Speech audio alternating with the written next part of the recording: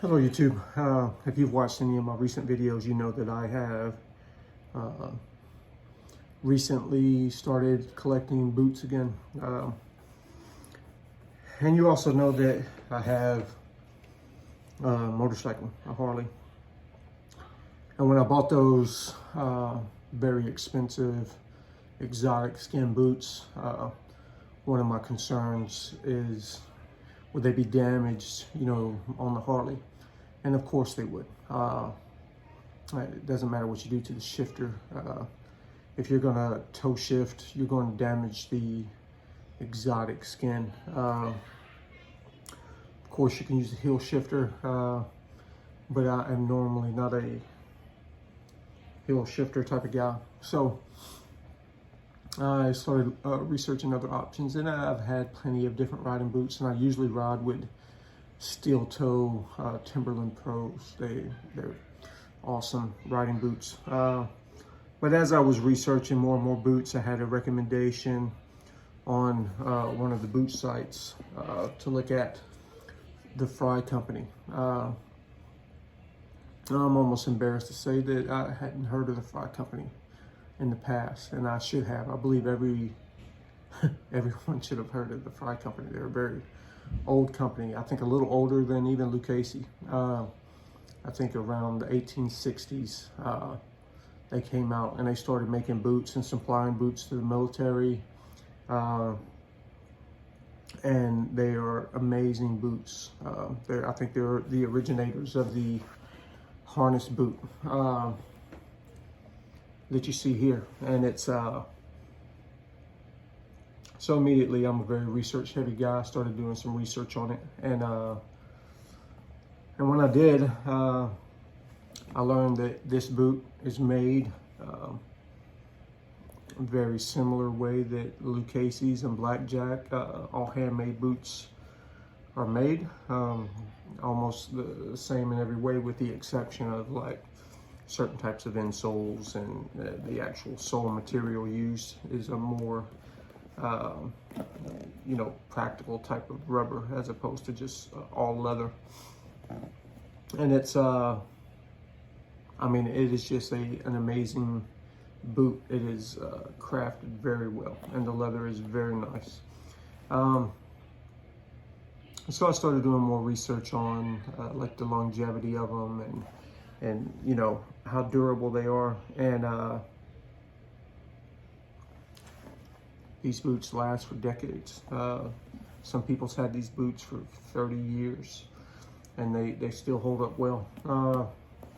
And then some people wear them out in 8 or 9 years, do a lot of hard wear. But like any leather boot like this, they look better with age, distressed. They look so good that one of my daughters ordered me a pair of another pair of harness boots, the actual 8Rs, the shorter version.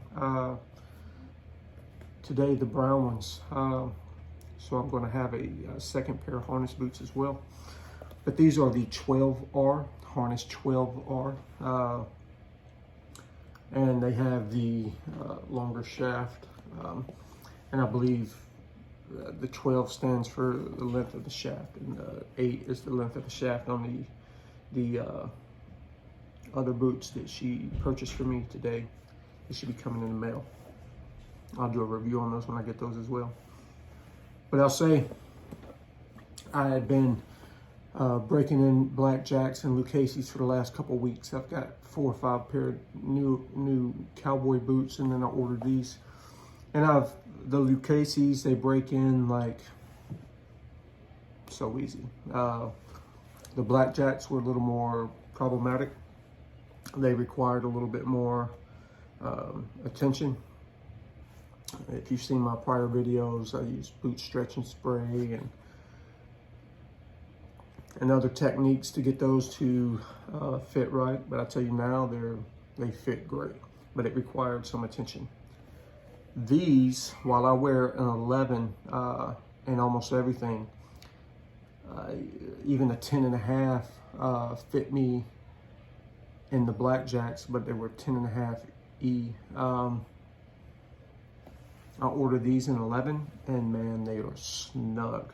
I mean, my toes are like to the tips. And so I immediately thought that I was going to just return them and get another set. But I wore them for a couple hours, and I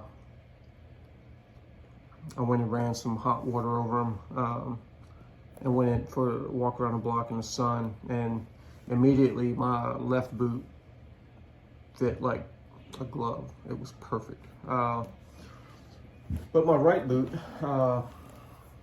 continued to fit very tight. So it took me a day or two of continued manipulation of the leather and finding the perfect spot where it was really grabbing. And you can see where I've kind of stretched the leather out a little there. Probably got a little too aggressive with it. But once again, you know, the boot stretch spray, and then I wedged.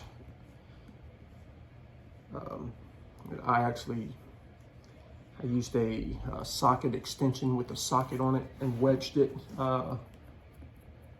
long ways in there to push on both ends to train this leather to kind of fall outward and create a little extra space for my toes. And then I set it out in the sun for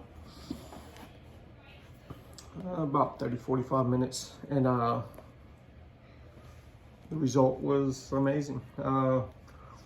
I put it on, and it fit great after that, but it required a lot more manipulation and attention. And I think I even, like, on the toe cap on the inside, I believe I have created like a little wrinkle in there where I was bending that leather around, trying to make it more pliable. It was a very well made boot and very durable leather, and it does not manipulate easily. But after some work, I'm finally happy with the boot. My daughter ordered me those boots for Father's Day, and she ordered them in 11 also, and I was nervous when she gave me the receipt saying that they were on the way, that I would have to turn them around, turn them back, because their inventory is very sparse. It's hard to find boots. I wanted the brown ones initially, but they didn't have any in stock. All they had was these black ones, so that's what I ordered. And now there's no black ones, so I think I probably got one of the last pairs. And I think she got the last pair of 11s in those 8Rs. And so I sent them an email this morning telling them that she ordered me an 11 and if I could trade them for an 11 and a half. And they'll respond to me probably tomorrow. And if they say no, that it's already been processed or shipped, I won't be as nervous, I don't think. I think I can make them work as well. But 11, I would consider trying on a pair or going a half a size bigger. If you're thinking about getting some Frye boots, and just wear some bigger socks, because they fit very snug in the vent. So I would assume that a half size bigger would still fit great, but give you a little bit more room in the toe area. And if they do trade me out for some 11 and a halves, that'll be awesome, because I too would like to have that little extra room to wear my 11s and the cowboy boots. Give me plenty of room in the toe area, even the 10 and a halves, but these do not. So sizing, I would say the website says true to size, but in my experience, I would say go half size bigger if you were going to order some Frye Company boots. So this boot costs, I think, $428, and if you sign up for the email and text alerts, you'll get $50 off. So I think I ended up paying $378 for these, and they also do like a 15% military discount if you call in your order. But for $400, this is an amazing investment. It's a great boot. it looks badass and it will last you forever. If you're my age, they'll probably outlast you, as they will outlast me, I'm sure. So yeah, Frye Company boots. I think that if you bought them a half size bigger than what you currently wear in a tennis shoe or another type of boot, you'd be completely happy with them out of the box. I mean, my left boot fit me almost perfectly out of the box. The right one, like I said, was a little tight up here in the toe area. And after some manipulation, fits good now. So yeah, I highly recommend.